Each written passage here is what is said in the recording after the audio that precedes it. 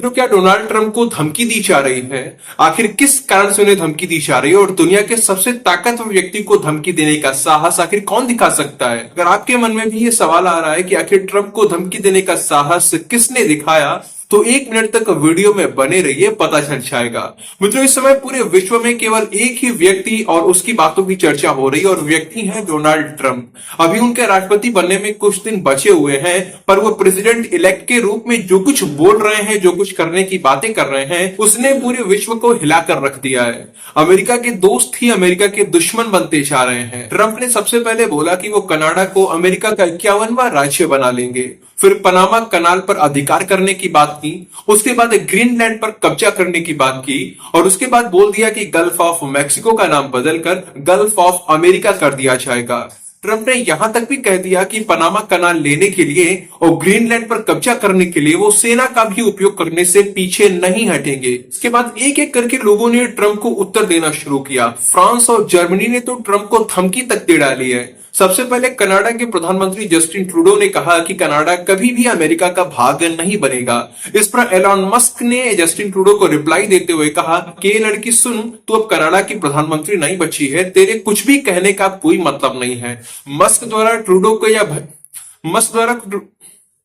Musk द्वारा Trudeau की ये जो भयंकर बेइज्जती है, यह बिल्कुल उचित लगती है, क्योंकि इस व्यक्ति ने प्रधानमंत्री रहते हुए अपने ही देश कनाडा का बहुत सा नुकसान किया है। यही कारण है कि इसे इस्तीफा देना पड़ा है, और पूरे विश्व में इसकी निंदा हो रही है। डोनाल्ड ट्रंप से लेकर एलॉन मस्क तक इसका इतना भयंकर मजाक उड़ा रहे हैं। तो ट्रंप को अगला रिप्लाई मैक्सिको की राष्ट्रपति क्लाउडिया शीनबाउम ने किया है। उन्होंने ट्रंप की गल्फ ऑफ मैक्सिको का नाम बदलकर गल्फ ऑफ अमेरिका रखने वाली बात पर कटाक्ष करते हुए कहा कि यूनाइटेड स्टेट्स ऑफ अमेरिका को अगर मैक्सिकन अमेरिका कहकर बुलाया जाए तो कितना अच्छा लगेगा। उन्होंने एक काफी पुराना वर्ल्ड मैप दिखाया जिसमें कि अमेरिका को मैक्सिकन अमेरिका कहा गया था। यह मानचित्र तब का है जब अमेरिका नाम का कोई देश हुआ ही नहीं करता था, मतलब कि यूनाइटेड स्टेट्स ऑफ अमेरिका नहीं बना था, उससे पहले का मानचित्र था।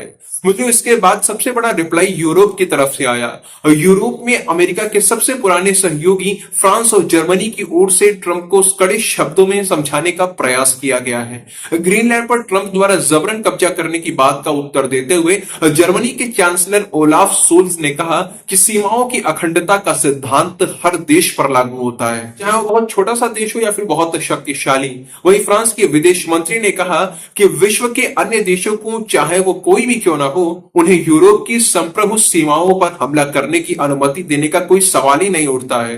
उन्होंने कहा कि हम एक महाद्वीप के रूप में मजबूत हैं और हमें खुद को और मजबूत करने की जरूरत है। कुल मिलाकर ट्रंप के सैन्य कार्रवाई किए जाने को लेकर यूरोप में नाराजगी है, नाटो देशों की एकता में बिखराव होता हुआ दिख रहा है। इसीलिए मैंने अपने पिछले वीडियो में कहा था कि डोनाल्ड ट्रंप को पनामा कैनाल पर अगर कुछ करना है, उसे वापस लेना है तो ले सकते हैं, लेकिन सैन्य कार्रवाई की बातें उन्हें नहीं करनी चाहिए। इसी तरह से ग्रीनलैंड को लेने के लिए वो अपनी पूरी ताकत लगाएं, डेनमार्क पर राजनीतिक आर्थिक दबाव बनाएं, उसे खरीदने के लिए ज्यादा से ज्यादा पैसे ऑफर करें और टापू खरीद लें। इसमें कोई किसी को समस्या नहीं आने वाली है। जब कोई सैन्य समझौता करके ग्रीनलैंड पर अधिकार कर ले, वो कुछ भी कर ले, सब कुछ चलता है, लेकिन इस तरह से सैनिक कार्रवाई करने की धमकियां देना ट्रंप जैसे विश्व के सबसे ताकतवर नेता के लिए अच्छी बात नहीं है। ये उनके पद की गरिमा को शोभा नहीं देता है, क्योंकि उनके इस तरह से हर जगह सैनिक कार्रवाई करने की बात से चीन जैसे देशों को खुला बढ़ावा मिलता है। चीन कल ताइवान पर अधिकार करने के लिए अपनी सेना भेज देगा। हो सकता है साउथ कोरिया और जापान को भी